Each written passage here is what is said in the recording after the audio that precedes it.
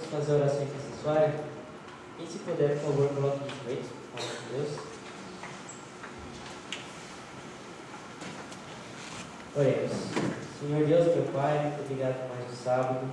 Muito obrigado pela semana que se passou, pelas lutas. O Senhor venha perdoar nossos pecados. O Senhor venha agora nos preparar para ouvir tua mensagem. Abençoe o pregador desta manhã. Que o teu Santo Espírito possa nos guiar. Em nome de Jesus. Amém.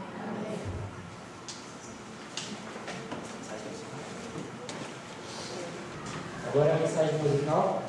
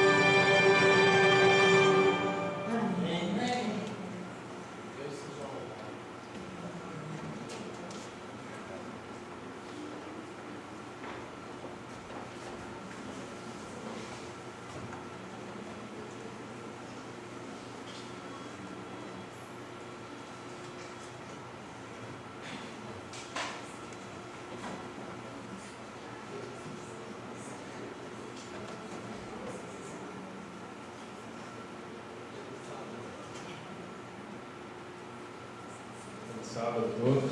Feliz sábado. Deus abençoe. Sejam bem-vindos à casa do Pai, à casa do perdão. Essa semana foi intensa, acredito que os irmãos não estão tendo um tempo assim muito tranquilo. Os últimos tempos eles são assim, mas é para ser assim mesmo, para a gente dar valor, para a gente olhar e ver que a gente depende de Deus e a nossa força é muito limitada. Bom, hoje, esse final de semana, novidade para vocês, é o final de semana da mordomia, Joaquim. Final de semana da mordomia, tá sabendo? E hoje é o sábado da mordomia e amanhã será o domingo da mordomia com o pastor Kim Biazon, às 7 horas. E eu estava pensando sobre o tema, orando a Deus, porque eu nunca estudei sobre mordomia assim profundamente. E ele me ajudou, graças a Deus, na verdade, ele quer falar coisas para vocês. Ele tem um recado para vocês essa manhã. E vai ser um sermão rápido, são 7 páginas só, né, Deus? É bem tranquilo. Eu gostaria de orar com vocês rapidamente para a gente abrir a palavra de Deus. Senhor Deus, Criador do céu e da terra, muito obrigado, Senhor, pelo milagre da vida, por tudo que temos, a nossa saúde, a nossa casa, a nossa roupa, o nosso trabalho, o nosso dinheiro, os nossos amigos que o Senhor nos deu, a nossa família. Estamos num país que a gente pode cultuar o Teu nome, adorar o Teu nome publicamente, sem sermos presos e perseguidos ainda, apesar das perseguições do inimigo. E pedimos que o Senhor abra o nosso entendimento essa manhã e com muito carinho fale aos nossos ouvidos, para que a gente saia daqui alimentado e transformado, Senhor. E te pedimos em nome de Jesus Cristo. Amém. Bom, vamos abrir a palavra de Deus, primeiramente, no livro de 1 Coríntios, capítulo 4. 1 Coríntios 4. Esse é o coração da mensagem. Porque quando a gente pensa em mordomia, a gente pensa logo naqueles deveres que a gente tem para com Deus. As regras, a lei. A gente tem que devolver uma parte do que Ele nos deu e a gente tem que cumprir com os nossos compromissos. Mas eu descobri que, na verdade, isso é um reflexo. Isso não deve ser a causa primeira da mordomia, mas isso deve ser um reflexo do que está falando aqui em 1 Coríntios, capítulo 4, versículo 1. O apóstolo Paulo fala assim: que os homens nos considerem como ministros de Cristo e mordomos dos mistérios de Deus. E aí você para um pouquinho, tira uns 10 segundos para pensar. Tá, mordomos dos mistérios de Deus. O que significa isso? Significa que Deus ele abriu os oráculos para você, ele abriu os mistérios que tem na palavra para que você entenda e retenha eles na sua alma, no seu entendimento. Não é isso que aconteceu? Quando a gente começou a ler a Bíblia, como é que era? Era um desastre. A gente lia, o que esses caras estão falando? O que está acontecendo? Não estou entendendo nada. Quem é Mateus? Quem é Coríntios? Não sei o que está acontecendo. E Deus ele foi abrindo o seu entendimento. E hoje, quando você está falando com as pessoas, de vez em quando vem assim uma passagem que você nem estava esperando, você nem lembrava que você sabia. Isso são os oráculos de Deus, os mistérios de Deus que Deus deu para você. Tem aquela parábola dos talentos que vocês conhecem muito bem, que Deus ele dá um pouquinho para cada um. Dá 5 para um, 3 para outro e 1 para o outro. Então Deus ele te deu talentos, a gente pensa assim, a Claire tem um talento da música, ela toca piano, ela canta. O Joaquim ele fala muito bem, ele sabe de contabilidade, isso é um talento que Deus deu para ele. Mas é muito além disso. Os talentos são tudo que Deus abriu para você. Tudo que você tem hoje, a sua roupa, a sua casa, é também um talento de Deus que você tem que multiplicar. Então Deus ele pede para a gente, por exemplo, nós pedimos aqui várias doações em dinheiro. E a gente pensa, sempre atribui a mordomia ao dinheiro. Mas a mordomia é toda a nossa vida. Tudo que a gente tem, que a gente sabe, que a gente é, todas as habilidades, o conhecimento da Bíblia ou os conhecimentos que a gente tem no mundo. Por exemplo, ontem a gente foi no PG lá dos jovens de Penetra, e eles estavam conversando, e aí o menino falou que ele gostava de viajar, por exemplo. Então ele tem conhecimento sobre vários lugares que ele passou durante a vida. E esses conhecimentos ele pode usar para pregar a palavra de Deus. Então é só um exemplo de como nós somos mordomos de tudo, inclusive dos mistérios de Deus. E a gente lembra que aconteceu com o antigo Israel. Deus ele tirou eles do Egito e abriu o conhecimento deles, os mistérios de Deus. Deu a sua lei, uma lei justa, deu os princípios para uma sociedade justa, deu as leis de alimentação. As outras nações não queriam saber disso, mas Deus ele abriu os mistérios para que eles fossem mordomos. E Israel, a nação, o que ela fez com esse conhecimento? Ela multiplicou os talentos? Ela pregou para as outras nações? Não, ela escondeu, não é? Não, é só nosso. Colocou na gaveta e a gente vai beliscar esse conhecimento de vez em quando, mas a gente não vai passar para ninguém porque eles merecem. Eles são povos ímpios que pecam muito. E agora a gente vai para Mateus 23. Mateus capítulo 23. Vamos ver o que tem para a gente essa manhã. Que horas são hoje? 54? Hoje é rápido. Hoje é boa. 23, o versículo 3 ao 5. Jesus está falando aos fariseus aqui. Os fariseus são um símbolo do que aconteceu com Israel como nação. E ele fala assim para os discípulos: tudo, pois, o que vos disserem, os fariseus disserem, isso observai e fazei. Porém, não façais segundo as suas obras, porque eles dizem que não fazem. Porque eles atam fardos pesados e difíceis de suportar e os põem nos ombros dos homens, mas eles nem com o dedo querem movê-los. Mas todas as suas obras eles fazem para serem vistos pelos homens, e eles fazem os seus filactérios mais largos e aumentam as obras de suas vestes. E aí ele fala alguns exemplos de como que eles querem aparecer para os outros, mas eles não querem fazer de fato a obra, multiplicar os talentos. E quando a gente recebe os talentos de Deus, a gente tem que agir como um mordomo. E vocês sabem o que é um mordomo? Não sabem? Não sei se vocês, durante os anos 90, vocês vão lembrar que saía toda hora um filme do Batman. Não sei se vocês conhecem o Batman. Conhecem o Batman? O que acontece? A história do Batman, rapidamente, que eu vou usar ela como ilustração, até falei com o Victor aí. Eu vou falar sobre um personagem de história em quadrinho. O Batman ele era um milionário. E ele virou um herói lá para salvar a cidade de Gotham. E ele tinha um mordomo, que era o Alfred. E o que acontecia? O Alfred ele ficava em casa, na mansão do Batman, e o Batman ia sair lá para lutar contra os inimigos, né? E o Alfred ele ficava tomando conta da mansão. Então ele colocava o Batmóvel ali pronto para quando ele precisasse. Ele geria os outros empregados da casa, que era uma mansão muito grande. Ele preparava a roupa do Batman. Ele preparava aquele negocinho que ele jogava assim. Não sei se vocês já viram o Batman, ninguém viu? Vocês conhecem, né? Pelo amor de Deus. E ele jogava um negócio que era em formato de morcego. E o Alfred ele preparava tudo isso para quando o Batman voltasse, já tivesse tudo pronto. Então a mordomia, o Alfred ele não era o super-herói, ele não ia sair para combater. Ele simplesmente ia deixar tudo pronto para que o herói fosse lá e combatesse. E é exatamente essa ilustração que Deus me deu, eu não acreditei quando ele falou comigo em oração, que eu ia falar sobre isso, mas o Alfred somos nós. A gente tem que deixar tudo pronto. A gente tem o conhecimento. Qual é o conhecimento? Jesus ele pagou o preço da morte. Todas as pessoas que estão lá agora, lá fora, na padaria, tomando café, eles estão pensando na morte deles. Um dia tudo vai acabar, eu não vou mais existir. Só que a gente recebeu o oráculo de Deus, a sabedoria de Deus, que é Jesus Cristo crucificado. E a gente precisa jogar para as pessoas, multiplicar os talentos, porque senão aquele cara vai morrer sem saber. E aí Jesus vai chegar para a gente e vai falar: Alfred, por que você não cuidou para que eu agisse no coração dele? Cadê o bumerangue em forma de morcego? Cadê o Batmóvel? A gente tem que deixar tudo pronto para quando Deus voltar, as pessoas tenham recebido a mensagem, para que o Espírito Santo, quando vier dentro do coração da pessoa, ela já tenha ouvido que existe uma solução para a morte. A gente tem o Evangelho da salvação.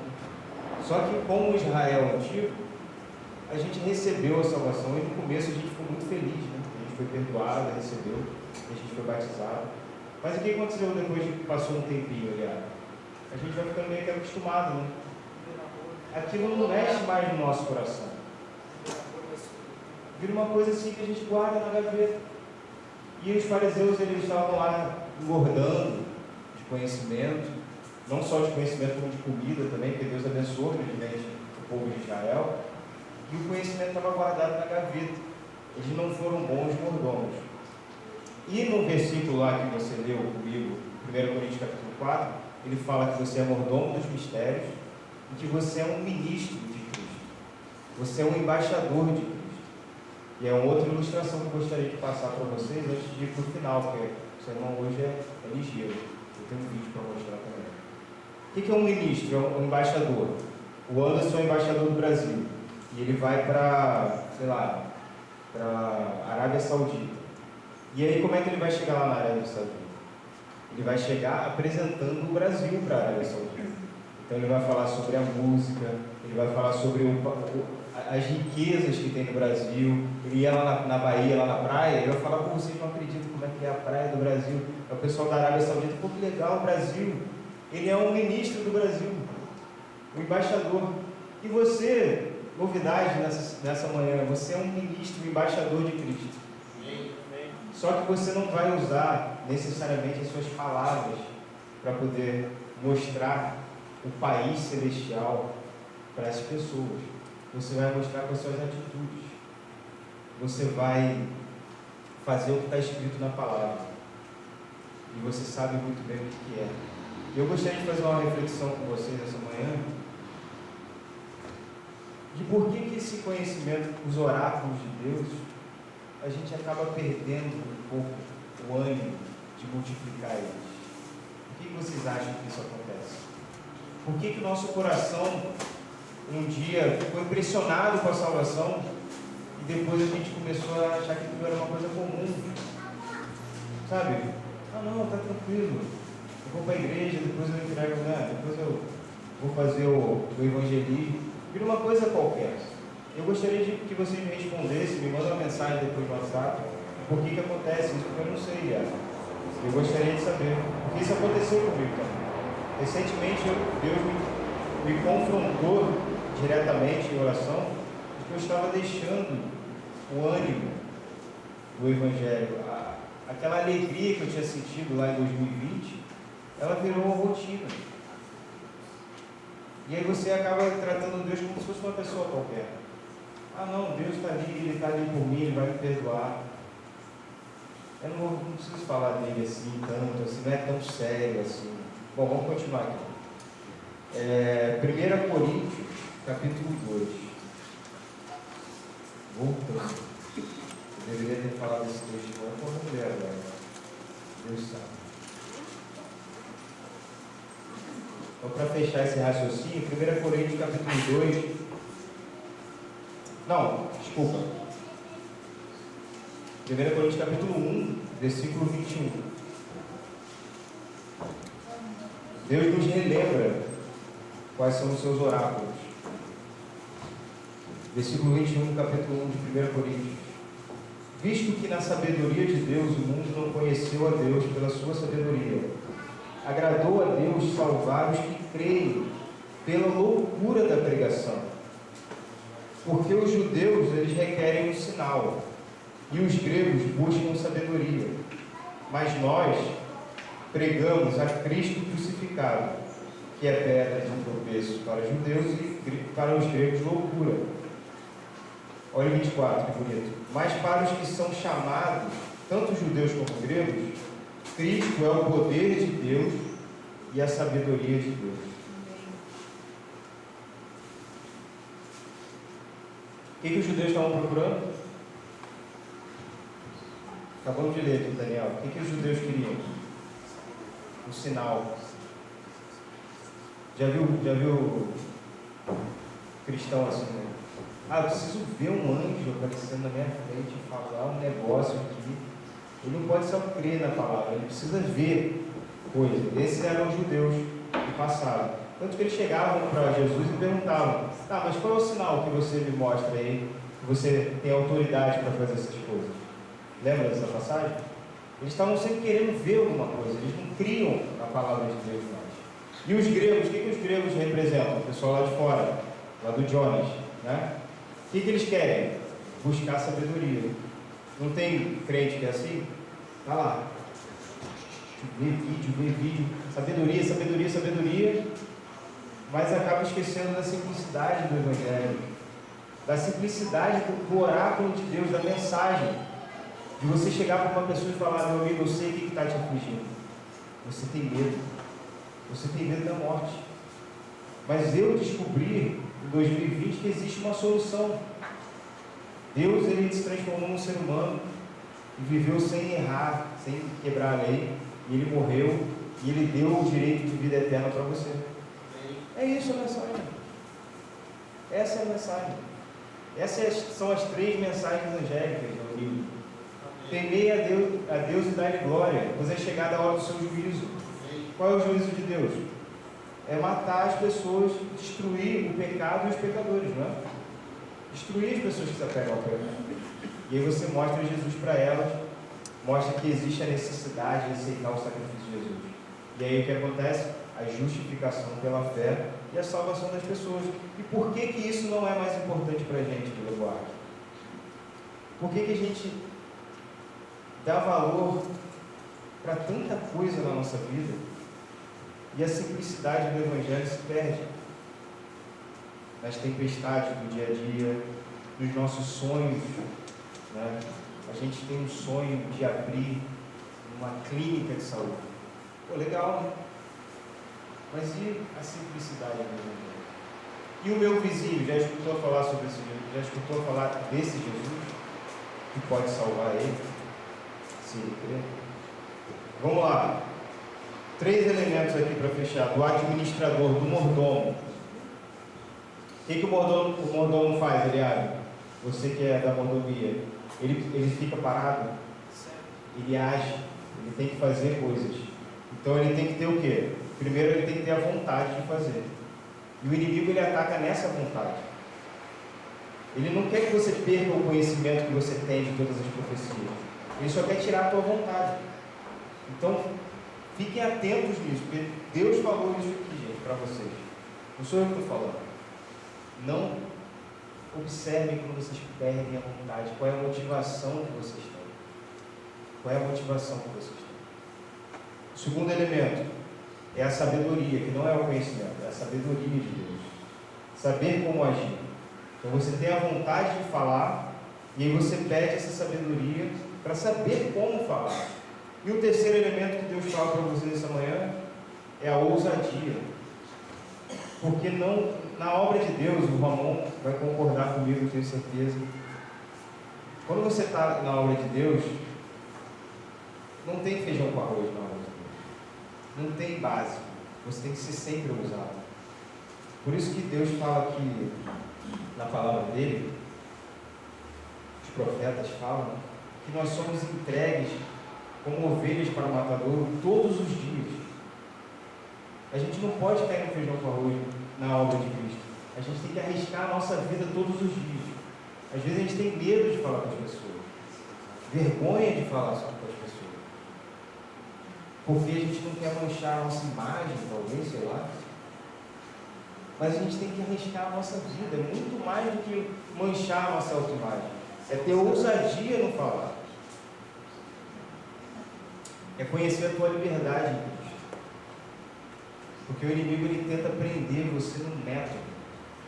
E aí você fica todo engessado. E você não pode sair de casa antes de fazer várias coisas. E aí se você não fizer, Deus vai ficar bravo com você.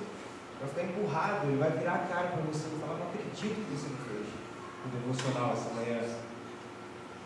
E não é assim que funciona. Deus ele nos dá uma liberdade que a gente não tem nem ideia. E a gente se atém ao quê? Às regras. A gente quer o quê? A sabedoria pela sabedoria. E a gente perde a nossa liberdade, a nossa ousadia.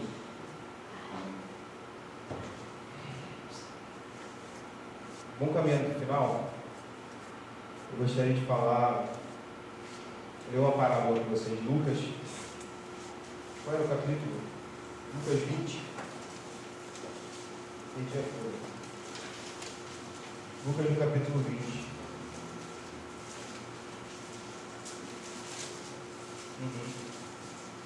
Ouvi uma voz também.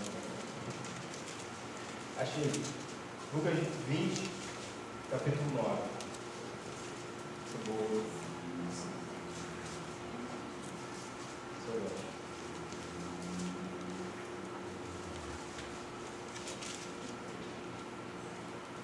Versículo 9. Então ele começou a falar ao povo esta parábola. Certo homem plantou uma vinha e arrendou-a a uns lavradores e foi para uma terra distante. E no devido tempo enviou um servo aos lavradores, para que eles lhe dessem dos frutos da vinha, mas os lavradores, espancando, o mandaram embora para cima. E novamente ele enviou outro servo, e eles também o espancaram, o insultaram e mandaram embora vazio. E ele enviou novamente um terceiro. Deus está insistindo, né? Está insistindo ou não está? Ele podia ter parado no primeiro e destruído aquela galera, mas ele está insistindo. Vamos lá. Ele enviou novamente um terceiro, e eles também feriram a este e o expulsaram. Então ele disse: o que eu farei? Enviarei o meu filho amado, talvez vendo o respeito. Mas, vendo os lavradores, eles arrazoaram entre si, dizendo: este é o herdeiro, vinde, matemos ele, para que a herança seja nossa. Assim eles o lançaram fora da vinha e o mataram. O que lhes fará, pois, o senhor da vinha? O que o senhor da vinha vai fazer? Vai mandar um presente para eles? No mínimo vai demitir, chamar a polícia. Ou, no caso aqui, ele vai destruir esses maus administradores. Agora Deus, ele insiste no nosso coração, todos os dias. Multiplica os talentos dele. Invista na Caixa Econômica Celestial. Coloca teu dinheiro lá. Faz um depósito, faz um Pix. Invista teus talentos na Bovespa no céu. Aqui na terra a gente tem muitos sonhos, mas que a gente não perca, esse é o apelo da manhã, que a gente não perca a simplicidade do Evangelho, a simplicidade de uma criança, que é o que Jesus nos pede. Nós consumimos, nós acumulamos muito conhecimento, mas que sejamos mordomos sóbrios e simples, e saibamos fazer como João Batista fez. Vamos lá em Evangelho de João, capítulo 1. Vamos lá, gente. Evangelho de João, que horas são hoje? De 10, olha lá. João, capítulo 1, versículo 20.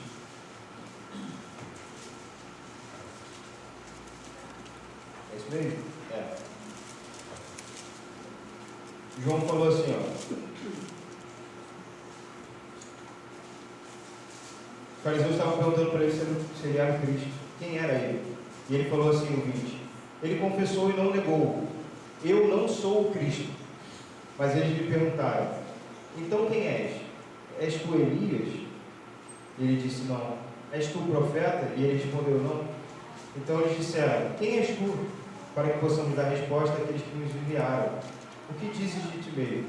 Aí no 23: eu sou a voz que clama no deserto, endireitai o caminho do Senhor, como disse o profeta Isaías. Onde que João Batista pregou mesmo? Nos desertos, né? O que ele comia, né? Locusta, né? Alfarroba e mel. Quer dizer, a alimentação dele era simples. Ele vivia num lugar simples, né? Ele vivia uma vida simples. Como é que ele se vestia mesmo? Roupas de pele. Então, onde é que estavam os tesouros de João Batista? Lá na Caixa Econômica Celestial. Estava tudo depositado lá.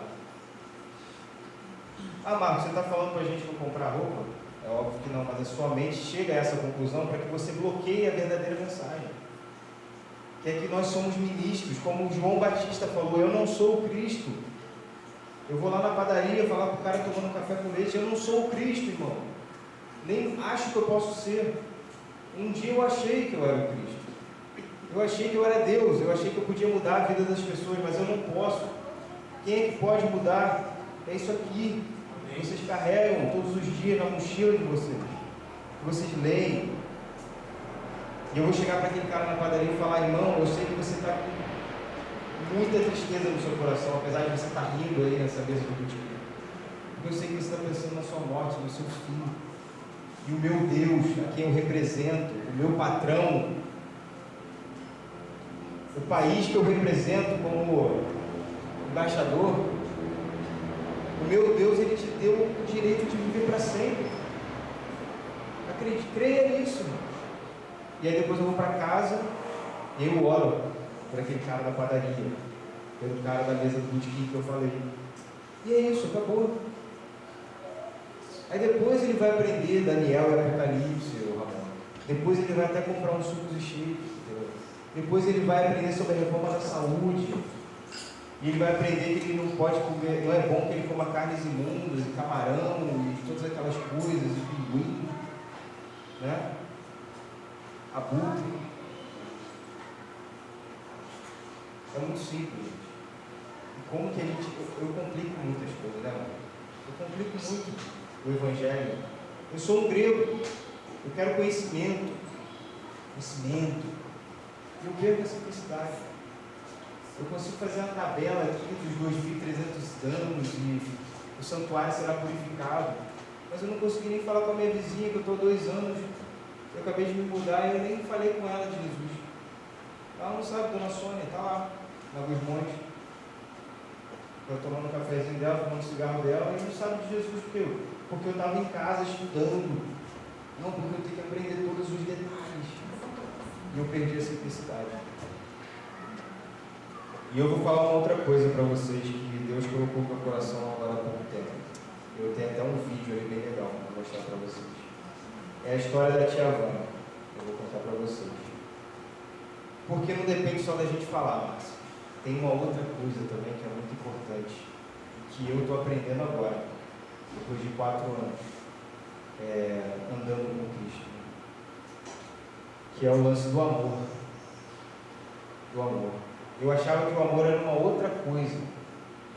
Eu achava que o amor era uma coisa que você fazia e aí você recebia agradecimentos. Obrigado, Marco, por ter me amado. Assim, eu nunca tive filho adolescente, mas eu imagino que seja assim.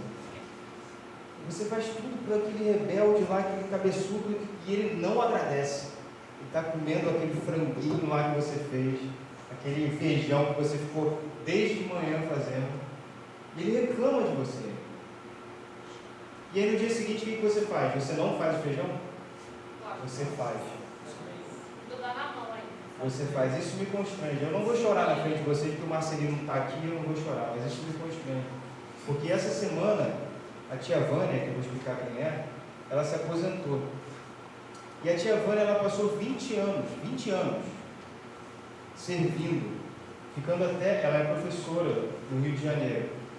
Ela tem 2 filhos, o Filipe, que é o mais velho, e o Marco, que é o mais novo. E ela tem um marido, que é o José Carlos. E a tia Vânia, o que ela fazia? Ela trabalhava dando aula de manhã e à tarde para crianças da comunidade da Foice. Imagina você entrar na comunidade da Foice no Rio de Janeiro. Imagina, eu te convido. Pô, vamos dar uma passada lá na comunidade da Foice? Pô, com todo respeito, mas não vou na comunidade da Foice. Se fosse a comunidade das Palmeiras, né? A comunidade dos Moinhos, mas a comunidade da Foice, amigo, pô, não dá, né?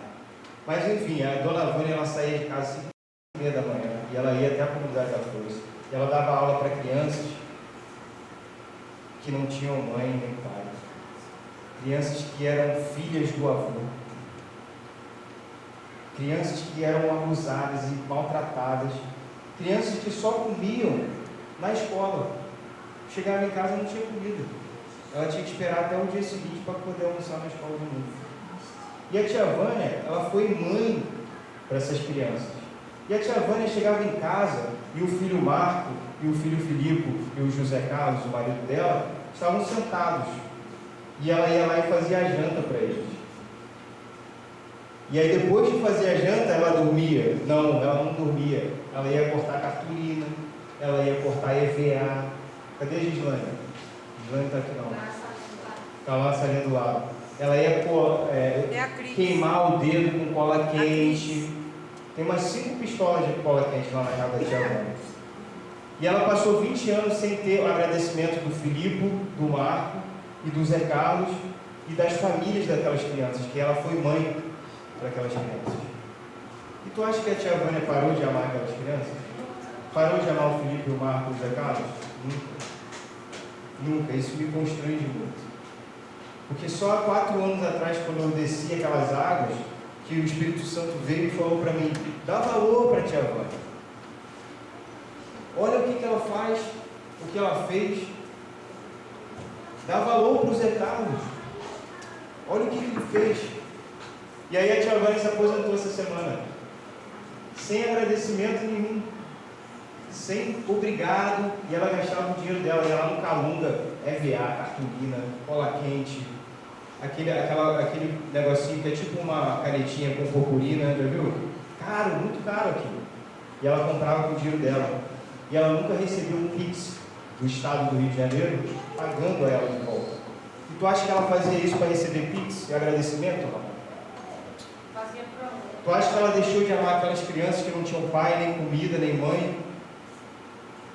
E há 5 anos atrás, ou 10 anos atrás, ela recebeu na sua aula, não só as crianças normais, mas como os autistas, o TDAH. E a classe cresceu.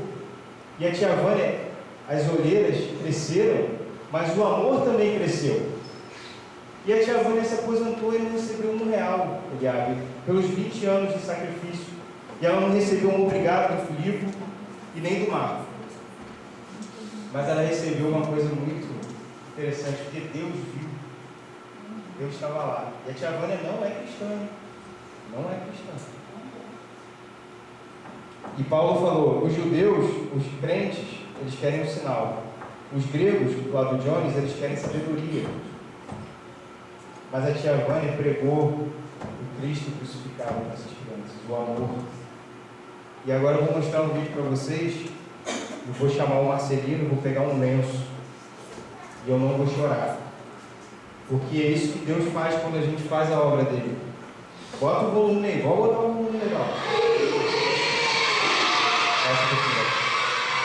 É o dia da aposentadoria dela ir embora para casa. Olha, um pouquinho.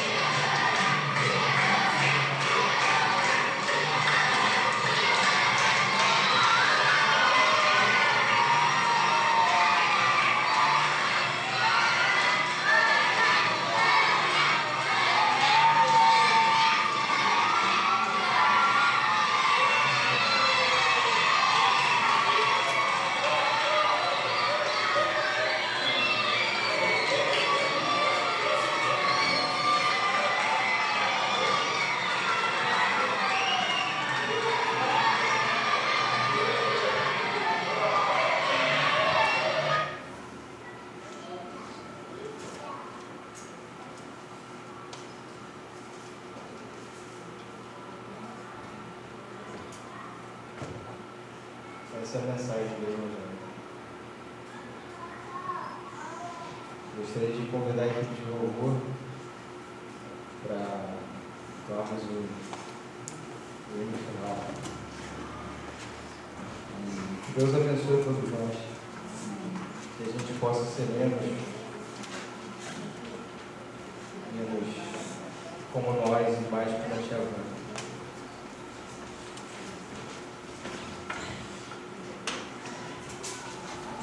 Ficar de pé? Vamos,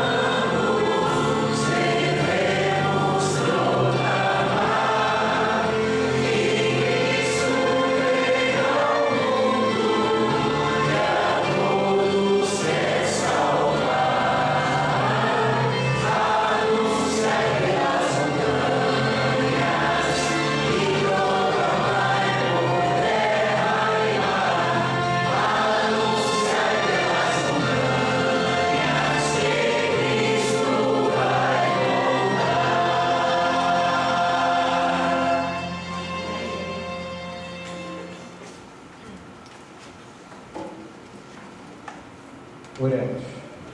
Senhor Deus, Criador do céu e da terra, nosso Pai de amor, nosso melhor amigo, muito obrigado por esse dia, muito obrigado por esse sábado, essa oportunidade de fazer parte da Tua obra, Senhor. Hoje os jovens vão fazer a missão do evangelismo, abençoa eles grandemente, proteja eles com Teus santos anjos, e que eles consigam anunciar pelas montanhas e proclamar por terra e mar todas as mensagens que o Senhor nos deu, e principalmente a simplicidade do Evangelho, Senhor. Que nós sejamos mordomos fiéis, não porque nós sabemos muito, não porque nós fazemos muitos sinais e milagres, mas que a gente proclama o Evangelho com as nossas atitudes, porque a gente ama, porque a gente gasta o nosso tempo e os nossos recursos com as pessoas, sem querer nada em troca. Só porque o Senhor tocou o nosso coração, e o Senhor mora no nosso coração, e a gente vê que isso é o Evangelho. É o Evangelho na prática. É o relacionamento com as pessoas. Muito obrigado, Senhor, por nos ensinar muito e ter muita misericórdia. Eu peço perdão por mim, eu fui negligente e compliquei o Evangelho. Eu peço que o Senhor me dê consciência da simplicidade da mensagem que o Senhor nos deu como igreja. E que nós sejamos de fato o terceiro Elias, que nós sejamos de fato o João Batista, com uma vida simples, com um desejo simples, um sonho simples, depositando os nossos tesouros nas mansões celestiais, no que realmente importa, no invisível. Em nome de Jesus Cristo, eu te peço, nós te pedimos e agradecemos por tudo, Senhor. Amém.